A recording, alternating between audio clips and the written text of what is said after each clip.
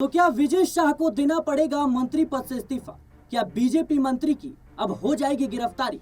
देश की बेटी कर्नल सोफिया कुरैशी पर बीजेपी मंत्री विजय शाह की बेहुदा टिप्पणी अब उन्हें बहुत भारी पड़ रही है। हाँ, वही विजय शाह मध्य प्रदेश सरकार में मंत्री, जिनकी जुबान फिसली नहीं बल्कि सोची समझी साजिश के तहत चली। अब मामला पहुंचा है सुप्रीम कोर्ट में और अदालत ने डीजीपी को सीधे आदेश दिया है, 3 अफसरों की एसआईटी बनाओ और 28 मई तक रिपोर्ट लाओ। ऑपरेशन सिंदूर के दौरान चर्चा में आई कर्नल सोफिया कुरैशी भारतीय सेना की एक गौरवशाली अधिकारी। उन पर मंत्री विजय शाह ने कथित आपत्तिजनक टिप्पणी की और वो वीडियो हुआ वायरल। लाखों लोगों ने देखा और गुस्से से उबल पड़ी। देश के लिए लड़ने वाली एक महिला अफसर के खिलाफ इस तरह की भाषा, ये सिर्फ असंवेदनशीलता नहीं, ये देश की गरिमा पर हमला है। सुप्रीम कोर्ट ने इस मामले में अब जीरो टॉलरेंस दिखाया। कोर्ट ने मध्य प्रदेश के डीजीपी को आदेश दिया, एक 3 सदस्यीय एसआईटी बनाई जाए जिसकी अध्यक्षता आईजी रैंक का अधिकारी करे। और ध्यान दीजिए, कोर्ट ने स्पष्ट कहा है कि टीम में एक महिला अधिकारी भी शामिल होनी चाहिए। यह आदेश मजाक नहीं, ये एक संदेश है कि सत्ता में बैठा कोई नेता अब बच नहीं सकता ऐसे बयानबाजी करके, ऐसे कह सकते हैं देश का अपमान करके। अब जान लीजिए वो नाम जिन्हें सुप्रीम कोर्ट ने इस पूरे मामले की जांच की कमान सौंपी है। प्रमोद वर्मा आईजी, सागर जोन, कल्याण चक्रवर्ती डीआईजी एसएएफ भोपाल, वाहिनी सिंह एसपी, टिंटोरी टीम की महिला सदस्य। बता दें कि 3 सीनियर आईपीएस अधिकारी जो अब ये तय करेंगे कि विजय शाह की जुबान सिर्फ फिसली थी या सोच समझकर हमला बोला गया था। जस्टिस सूर्यकांत ने कहा, इस टिप्पणी के कारण पूरा देश शर्मसार है। हमने आपके वीडियो देखे, आप बहुत गंदी भाषा का इस्तेमाल करने वाले थे, लेकिन शायद आपकी समझ काम आई या आपके दिमाग ने आपको रोका, या फिर हो सकता है कि आपको उचित शब्द ना मिले हो। आपको शर्म आनी चाहिए। पूरे देश को हमारी सेना पर गर्व है और आपने यह बयान दिया। पीठ ने मंत्री से पूछा, यह किस तरह की माफी थी? आपको बस अपनी गलती स्वीकार करनी चाहिए थी और माफी मांगनी चाहिए थी, लेकिन आप कहते हैं कि अगर आपने यह और वह कहा है तो मैं माफी मांगता हूं। माफी मांगने का यह तरीका नहीं है। आपने जिस तरह की भद्दी टिप्पणी की है, आपको शर्म आनी चाहिए। शीर्ष अदालत ने मध्य प्रदेश के पुलिस महानिदेशक को मंगलवार सुबह 10 बजे तक आईजी रैंक के अधिकारी की अध्यक्षता में 3 सदस्यीय विशेष जांच दल यानी एसआईटी गठित करने को कहा है। इस दल में एक महिला अधिकारी भी शामिल होगी। यह दल मध्य प्रदेश हाईकोर्ट के आदेश के बाद दर्ज एफआईआर की जांच करेगा। पीठ ने कहा कि एसआईटी की ओर से पहली रिपोर्ट 28 मई तक दाखिल की जानी चाहिए। कर्नल सोफिया कुरैशी पर दिए गए बयान ने तूल पकड़ा तो मंत्री विजय शाह ने सार्वजनिक रूप से 2 बार माफी मांगी। मंत्री ने कहा, उनके दिए गए बयान से किसी की भावनाएं आहत हुई हैं तो वे दिल से क्षमा प्रार्थी हैं। सोफिया कुरैशी ने देश के प्रति अपना कर्तव्य निभाया और उनका योगदान जाति, धर्म या समुदाय से परे है, उससे ऊपर उठकर है।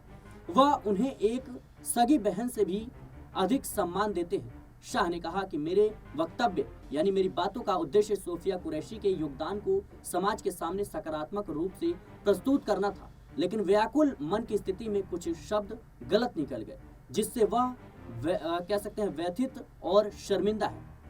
मंत्री के 2 बार माफी मांगने के बाद भी यह मामला शांत नहीं हुआ। मंत्री विजय शाह द्वारा दिए गए विवादित बयान का विरोध तेज हुआ और उनके खिलाफ केस दर्ज करने की मांग की जाने लगी। मामले में मध्य प्रदेश हाईकोर्ट के जस्टिस अतुल श्रीधरन और जस्टिस अनुराधा शुक्ला ने स्वतः संज्ञान लिया। सुनवाई के दौरान मंत्री शाह को जमकर फटकार लगाई। कोर्ट की ओर से तल्ख टिप्पणी करते हुए उनके बयान को कैंसर जैसा घातक बताया गया। हाईकोर्ट ने कहा कि मंत्री विजय शाह ने गटर छाप भाषा का इस्तेमाल किया है जो अस्वीकार्य है।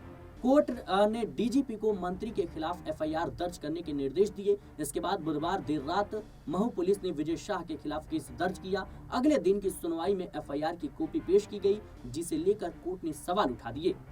कोर्ट ने फटकार लगाते हुए कहा कि एफआईआर की भाषा मंत्री के हित में लिखी गई है, यानी उन्हें बचाने का पूरा प्रयास किया जा रहा है। कोर्ट ने सवाल किया कि आखिर प्रशासन मंत्री विजय शाह पर इतना मेहरबान क्यों है, सरकार इतना मेहरबान क्यों है। कोर्ट ने एफआईआर में सुधारने के निर्देश दिए, साथ ही यह भी आदेश दिया कि मामले की जांच हाईकोर्ट की निगरानी में होगी। बीते गुरुवार को विजय शाह सुप्रीम कोर्ट की शरण में पहुंचे और एफआईआर पर रोक लगाने की मांग की, लेकिन शाह को यहां भी कहीं न कहीं फटकार झेलनी पड़ी। सुप्रीम कोर्ट ने कहा, आप संवैधानिक पद पर हैं, आपको अपनी जिम्मेदारी का एहसास होना चाहिए। एक मंत्री होकर आप कैसी भाषा का इस्तेमाल कर रहे हैं। वहीं सुप्रीम कोर्ट ने एफआईआर के कंटेंट को लेकर के भी कई बड़े सवाल उठाए और फटकार लगाई। सुप्रीम कोर्ट ने कहा कि एफआईआर की भाषा ऐसी लिखी गई है जो चुनौती देने पर निरस्त हो जाए। सुप्रीम कोर्ट की ओर से एफआईआर में सुधार करने और पुलिस विवेचना की मॉनिटरिंग हाईकोर्ट द्वारा किए जाने के भी आदेश दिए। बता दें कि भाजपा ले सकती है बड़ा एक्शन, ये भी कहीं ना कहीं बड़ा सवाल है। विजय शाह के पार्टी में भविष्य को लेकर फैसला माना जा रहा है कि इस सुनवाई के बाद ही पार्टी का केंद्रीय नेतृत्व मंत्री विजय शाह के भविष्य को लेकर अंतिम निर्णय ले सकता है, यानी उन्हें पार्टी से बाहर किया जाए, मंत्री पद से इस्तीफा मांगा जाए। इसको लेकर सवाल उठ रहे हैं। इस पूरे मामले ने संगठन के सामने एक जटिल परिस्थिति खड़ी कर दी है। सूत्रों के अनुसार मंत्री शाह ने पार्टी नेतृत्व से राजनीतिक भविष्य की सुरक्षा की गारंटी मांगी है। हालांकि मामले की शुरुआत से ही शाह इस्तीफा देने से इनकार कर रहे हैं। शाह का कहना है कि उन्होंने पहले ही अपने बयान पर खेद व्यक्त कर दिया है और माफी भी मांग लिया है। उनका कहना है कि इसके बावजूद कोई इस्तीफा मांग रहा है तो बताए कि किसके कहने पर इस्तीफा दे और उनका राजनीतिक भविष्य क्या होगा। कांग्रेस और अन्य विपक्षी दल विजय शाह को मंत्री पद से हटाने की मांग तो कर ही रहे हैं, लेकिन भारतीय जनता पार्टी में भी दो गुट की स्थिति दिखाई दे रही है। बीजेपी सांसद साक्षी महाराज और पूर्व मुख्यमंत्री उमा भारती ने साफ तौर पर कहा कि मंत्री विजय शाह को पार्टी से बाहर किया जाना चाहिए। एफआईआर दर्ज होने के बाद विपक्षी दलों ने विरोध को और ज्यादा तेज कर दिया। कांग्रेस कार्यकर्ताओं ने राजधानी भोपाल में जगह जगह प्रदर्शन किए। पार्टी विधायकों ने राजभवन जाकर राज्यपाल से मुलाकात की और मंत्री शाह को तत्काल मंत्रिमंडल से बर्खास्त करने की मांग की। विपक्ष का आरोप है कि संवेदनशील मुद्दों पर मंत्री के गैर जिम्मेदाराना बयान ने न केवल सैन्य बलों का अपमान किया है बल्कि सामाजिक सद्भाव को भी ठेस पहुंचाई है। ये महज एक माफी से दबने वाला मामला नहीं है, ये एक मिसाल बनने वाला मामला है। अब सबकी निगाहें टिकी हैं 28 मई पर, जब सुप्रीम कोर्ट के सामने एसआईटी की रिपोर्ट पेश की जाएगी। क्या विजय शाह इस रिपोर्ट के बाद भी मंत्री पद पर बने रहेंगे? क्या सियासत में जुबान की कोई सीमा नहीं रही? और सबसे बड़ा सवाल, क्या सेना की महिला अधिकारी को अपमानित करने का ये दुस्साहस अब बर्दाश्त किया जाएगा? क्योंकि सुप्रीम कोर्ट ने जिस तरीके से तल्ख तेवर दिखाए हैं, कहीं न कहीं भारतीय जनता पार्टी में हड़कंप जैसी स्थिति है।